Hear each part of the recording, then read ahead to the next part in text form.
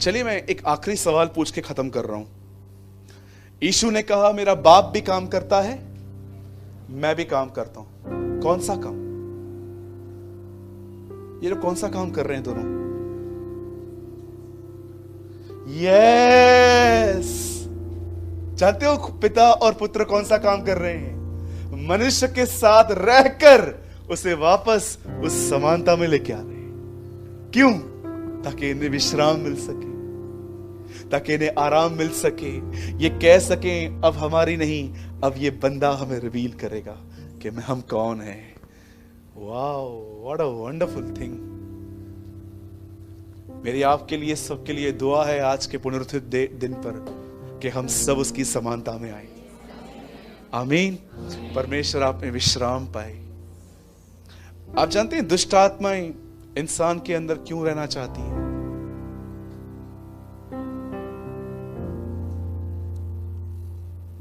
यीशु ने कहा जब एक आदमी के अंदर से दुष्ट आत्मा निकलती है, बोलो निकलती है, तो वो सूखी जगहों पे जाती है।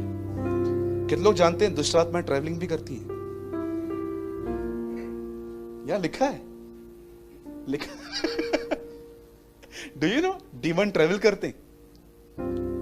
कभी कभी आपके बस में आपके साथ बैठते हैं।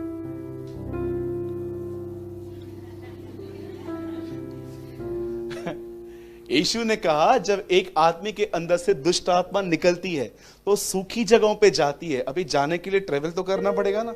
सूखी जगहों का मतलब समझते हैं? इंग्लिश में लिखा गया, हिंदी में लिखा है निर्जन प्रदेश। एक जगह लिखा गया सूखी जगह। सूखी जगह मतलब जहां पर कोई मनुष्य नहीं रहता, सिर्फ पेड़ पेड़ पेड़ पेड़ होते हैं। और आपने कई बार देखा होगा कि लोग इन जगहों पे जाके पजेस होके आते हैं। ये सच है एक्चुअली, क्योंकि वहां पर ये रहती हैं। लिखा है एक दुष्ट आत्मा जब एक व्यक्ति में से निकलती है तो सूखी जगहों पर विश्राम ढूंढती है। बोलिए विश्राम। लेकिन जब उसे विश्राम नहीं मिलता तो कहती है मैं वापस अपने उसी घर में जाऊंगी, और इस बार अकेली नहीं, अपने साथ चंपा चमेली और सबको ले जाऊंगी। इनका ग्रुप है, सब मासी मासी मौसा मौसियां सब साथ में है, उनका ग्रुप बना हुआ है।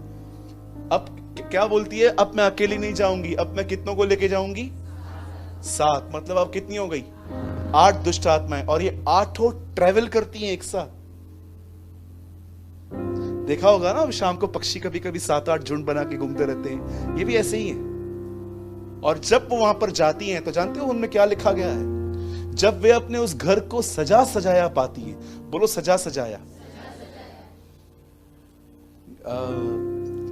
गौरंग कम आओ, 7-8 आप में आ सकती हैं। कम कम कम, ये देखिए, हाँ ऐसे खड़े रहिए, वहां देखिए, ये गौरंग ब्रदर है, ठीक है। और मैं दुष्ट आत्मा नहीं, चलो ठीक है बोल दिया, ठीक है। ये गौरंग और मैं दुष्ट आत्मा।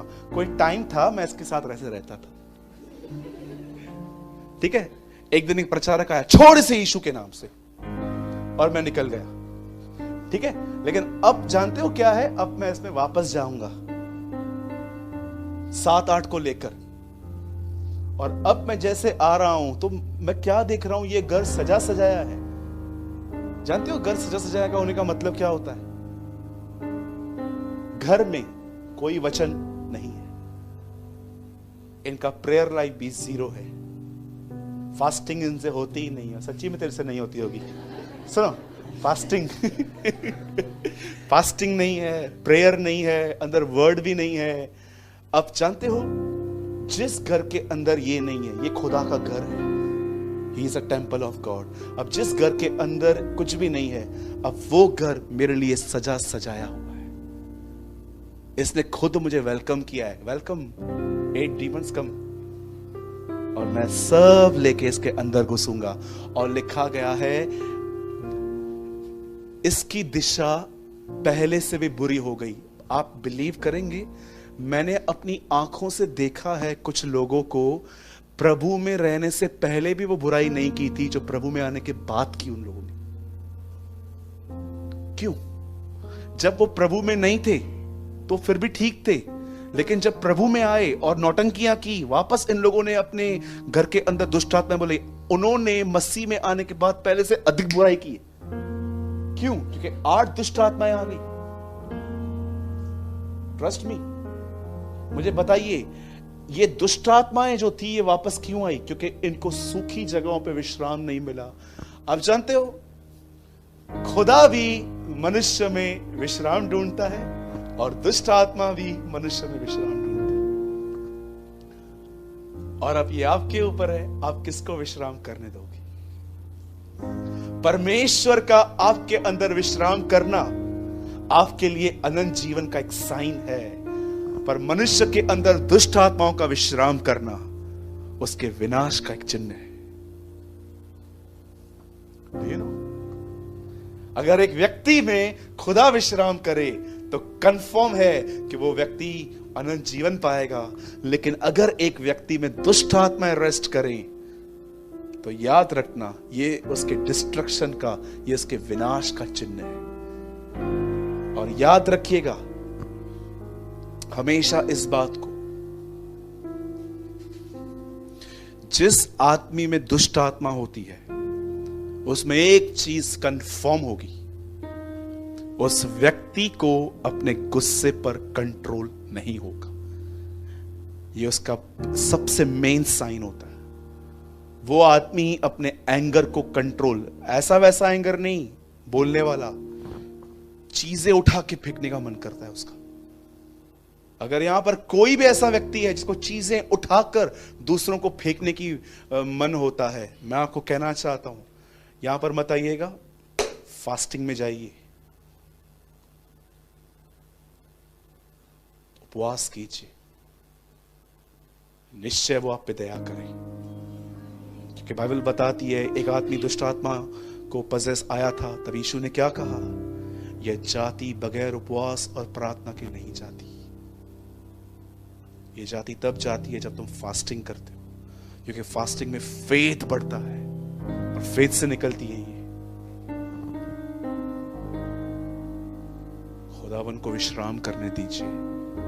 परमेश्वर से कहिए, खुदा आपने मुझे अपने स्वरूप में बनाया है, अब आप मुझे अपनी समानता में बनाओ, निकालो मेरे अंदर से, उठाओ उस कोड़े को जो आपने आज से 2000 साल पहले मंदिर में लिए थे। अब मैं आपका मंदिर हूं, ले अपना कोड़ा और निकाल हर चीज को यहां से बाहर जो तुझे पसंद नहीं है।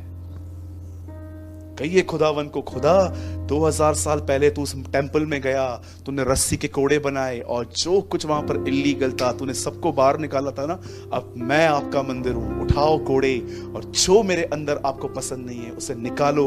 और मैं यीशु के नाम से कहता हूं, अगर मुझे दर्द हुआ भी तो मैं उफ तक नहीं करूंगा, होने दे, ये दर्द नहीं है, ये मेरे लिए चंगाई है। This is my healing. You know, जब परमेश्वर आपको ब्रेक करे, अपनी तरफ बनाए, तो वो दर्द भी आपके लिए ब्लेसिंग है, वो दर्द भी आपके लिए आशीष है। बोलो यीशु मसीह की